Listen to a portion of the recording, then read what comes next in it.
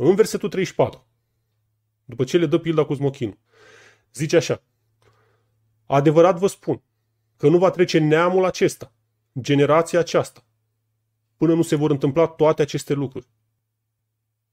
Și hai să înțelegem la ce se referă când spune asta. În primul rând să înțelegem corect cuvintele folosite, pentru că traducerea nu ne ajută. Neamul acesta, după cum am zis, tradus corect, înseamnă generația aceasta. În original e cuvântul genea, care înseamnă generație. Mai devreme, în Matei 24:7, unde Domnul le zice: un neam se va scula împotriva altui neam. Pentru noi e același cuvânt, neam. Dar în original nu e același cuvânt. Acolo înseamnă cu totul altceva. E cuvântul etnos. Etnos. De la etnie. Și înseamnă o multitudine de oameni din aceeași națiune, din același popor. E cu totul altceva. E una să zici generația aceasta, care e limitată în timp, până vor muri toți din generația aia. Și după aia se duce generația. Și alta să zici națiunea aceasta. Deci trebuie să înțelegem corect cuvintele folosite de Domnul Iisus. Iar lucrurile care trebuie să se întâmple în acea generație sunt cele descrise mai devreme. După ce le spune pilda cu smochinul, le zice: când veți vedea aceste lucruri, adică semnele de mai devreme, să știți că Fiul omului este aproape. Totuși, generația aia de atunci, care a văzut semnele de mai devreme, urăciunea pustiirii și necazul, nu a văzut venirea vizibilă a Domnului Isus, cum o descrie Matei în Matei 24:30.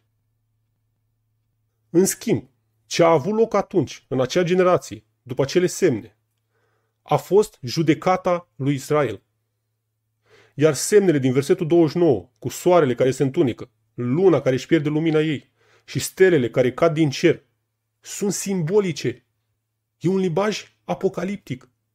Nu o să cadă în mod literal toate stelele pe pământ. Nici n-au loc, sunt miliarde de galaxii. Unde o să cadă pe pământ? E un limbaj apocaliptic, care în Vechiul Testament simbolizează judecata unei națiuni. Și o să vorbim mai mult când ajungem acolo. Atunci, în anul 70, Domnul nu a venit să-și strângă aleșii. Nu a fost un eveniment mondial, vizibil. Asta se va întâmpla la final, când va judeca toată lumea. De-aia se aplică acelea semne și pentru atunci și pentru la final. De-aia ai acelea semne cerești și în Apocalipsa 6, cu soarele, luna și stelele. Exact înainte de judecata lumii întregi. Sunt acelea semne. Dar discutăm despre asta când ajungem acolo. Întâi vreau să înțelegem clar la ce se referă Domnul Iisus când spune generația aceasta. Pentru că foarte mulți spun că generația aceasta se referă la generația din vremurile de pe urmă, care vor vedea semnele atunci în vremurile din urmă. Și ăsta e primul instinct. E cel mai simplu. Te uiți, vezi că Domnul n-a venit încă și zici: e clar, se referă la generația din vremurile de pe urmă care va vedea semnele astea. Și e un sens în care poți spune asta. Dacă ținem cont că ce spune Domnul Iisus aici are aplicații și pentru vremurile din urmă, de la sfârșitul veacului acestuia. Dar, cum folosește Domnul Iisus cuvintele astea? La ce s-a referit El când a zis asta? Care a fost interpretarea imediată a apostolilor când l-au auzit spunând asta? E irelevant ce părere avem noi după 2000 de ani acum și ideile noastre. La ce se referă Domnul Iisus? Asta trebuie să înțelegem. Nu ne permitem să ne jucăm de-a ghicitul, de-a presupusul. E în joc cuvântul Domnului Iisus. Dacă Domnul se referă la generația lui de atunci și nu s-a împlinit, a mințit. Astea sunt genul de pasaje folosite de atei, să-l discrediteze. Și ateii se pare că uneori sunt mult mai deștepți decât fiii luminii. Ei studiază, știu la ce generație s-a referit Domnul Iisus aici. Nu-i poți păcăli ușor. Își bat capul. Și înțelegeți acum de ce e atât de complicat și de disputat capitolul ăsta? E ușor să zici, da, s-a referit la generația din vremurile din urmă. Fără să te gândești măcar un pic. Cum a mai folosit în alte pasaje Domnul Iisus cuvintele astea? Și asta vreau să vedem acum. Hai să vedem cum a mai folosit Domnul cuvintele generația aceasta. Tot în Evanghelia după Matei. Și după aia vom înțelege clar și ce a vrut să zică în Matei 24. Fără să ne dăm cu părerea sau să presupunem. Matei, capitolul 11, de la versetul 16. Cu cine voi asemăna neamul acesta, generația aceasta, de oameni? Seamănă cu niște copilași care șed în piețe și strigă la tovarășii lor. V-am cântat din fluier și n-ați jucat. V-am cântat de jale și nu v-ați stânguit. Căci a venit Ioan Botezătorul, nici mâncând, nici bând, și ei zic, are drac. A venit Fiul omului mâncând și bând, și ei zic, iată un mâncăcios și băutor de vin, un prieten al vameșilor și al păcătoșilor.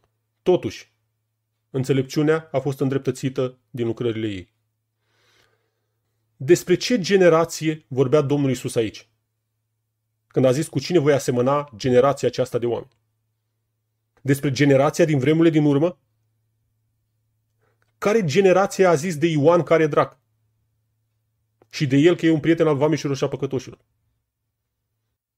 E prea evident la ce se referă. E vorba de generația din vremea lui. Mai departe, Matei, capitolul 12. De la versetul 38. Atunci, unii din cărturari și din farisei au luat cuvântul și i-au zis: Învățătorule, am vrea să vedem un semn de la tine.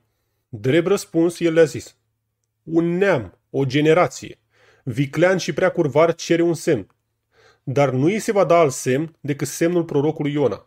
Căci după cum Iona a stat 3 zile și 3 nopți în pântecele chitului, tot așa și Fiul omului va sta 3 zile și 3 nopți în inima pământului. Bărbații din Ninive se vor scula alături de neamul acesta, generația aceasta, în ziua judecății și îl vor osândi, pentru că ei s-au pocăit la propovăduirea lui Iona și iată că aici este unul mai mare decât Iona. Împărăteasa de la miază zi se va scula alături de neamul acesta, generația aceasta, în ziua judecății și îl va osândi, pentru că ea a venit de la marginile pământului ca să audă înțelepciunea lui Solomon. Și iată că aici este unul mai mare decât Solomon.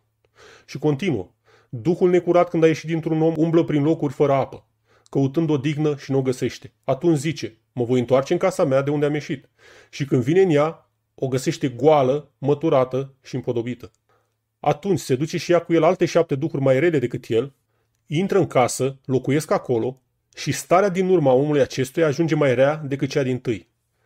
Tocmai așa se va întâmpla și cu acest neam viclean, cu această generație vicleană.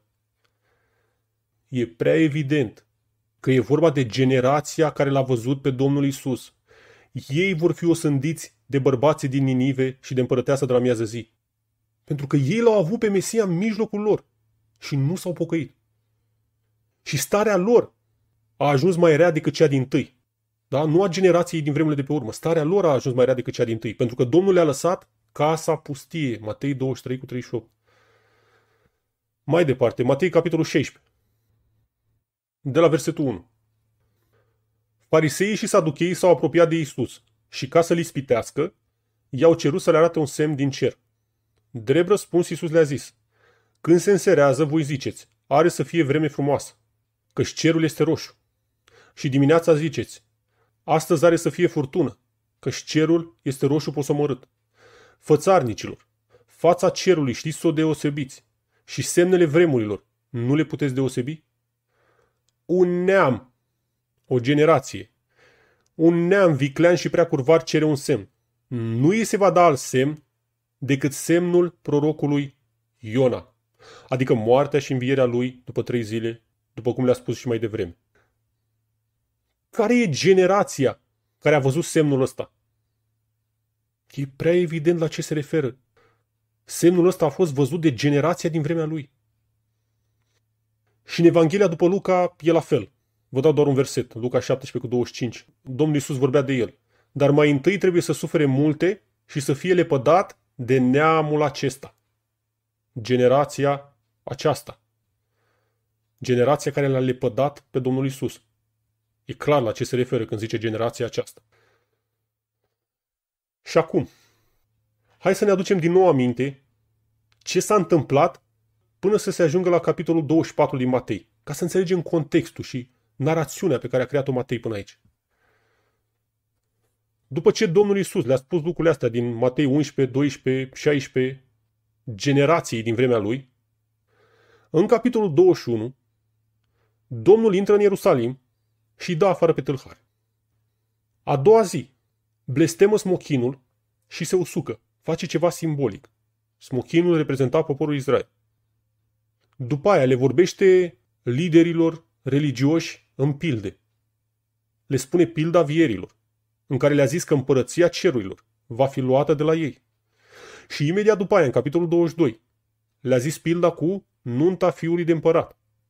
Și spunea că împăratul, care reprezenta pe Dumnezeu, s-a mâniat, a nimicit pe ucigașii aceia care au omorât pe robii lui, adică pe proroci, și le-a ars cetatea. Și exact asta s-a întâmplat în anul 70. Imperiul Roman le-a ars cetatea, Ierusalim. După aia, în același capitol, fariseii și saducheii îl iau pe Iisus la cercetat și nu-l pot prinde cu nimic. Le închide gura la toți. Iar în capitolul 23 îi mustră aspru. Le dă pe față fățărnicia cărturarilor și fariseilor. Nu le mai vorbește în pilde. Le vorbește clar și direct. Și hai să citim ce le spune la final. La finalul capitolului 23, de la versetul 34. Matei 23 cu 34. Vorbea Domnul Iisus generației din vremea lui, da? De aceea, iată vă trimit proroci, înțelepți și cărturari. Pe unii din ei îi veți omorî și răstigni. Pe alții îi veți bate în sinagogile voastre și îi veți prigoni din cetate în cetate. Ca să vină asupra voastră tot sângele nevinovat care a fost vărsat pe pământ, de la sângele neprihănitului Abel până la sângele lui Zaharia, fiul lui Barachia, pe care l-ați omorât între templu și altar. Și versetul 36. Adevărat vă spun că toate acestea vor veni peste neamul acesta, peste generația aceasta. Și imediat după aia plânge pentru Ierusalim și le spune că li se lasă casa pustie și nu îl vor mai vedea până la a doua venire, când vor zice binecuvântat este cel ce vine în numele Domnului. La aceeași generație de aici face referire în toate evangheliile. Când zice că nu va trece neamul acesta, generația aceasta, până nu se vor întâmpla toate aceste lucruri. Asta e generația care a fost pedepsită pentru sângele tuturor prorocilor. Generația care l-a respins pe Domnul Iisus. Și la aceeași generație se referă și în Matei 24 cu 34. Nu pot spune că în Matei 11, 12, 16, 23 aceleași cuvinte se referă la generația lor de atunci, dar acum, în Matei 24, se referă la altceva. Să spui că dintr-o dată ăsta e singurul caz în care se referă la altceva. Ce-ți dă voie să faci asta? Ce-ți dă voie să faci asta? Nu ai cum să faci așa ceva. Se referă la generația din vremea lui. Necazul despre care a vorbit Domnul Iisus, chiar dacă are și o împlinire viitoare la nivel mondial, a venit atunci peste generația aia, exact cum a prezis el. Și a venit ca o judecată din partea lui Dumnezeu asupra poporului său, poporul Israel. O generație în Biblie putem spune că ține 40 de ani. Dacă vă aduceți aminte în Exodul, Domnul i-a dus prin pustie 40 de ani, până a murit generația care a ieșit din Egipt. Atât a durat până au murit toți. De aici putem trage concluzia cam ce înseamnă o generație în Biblie. Aproximativ 40 de ani. Domnul i-a judecat exact la timp. În anul 33 l-au răstignit pe Iisus și peste aproximativ 40 de ani i-a judecat.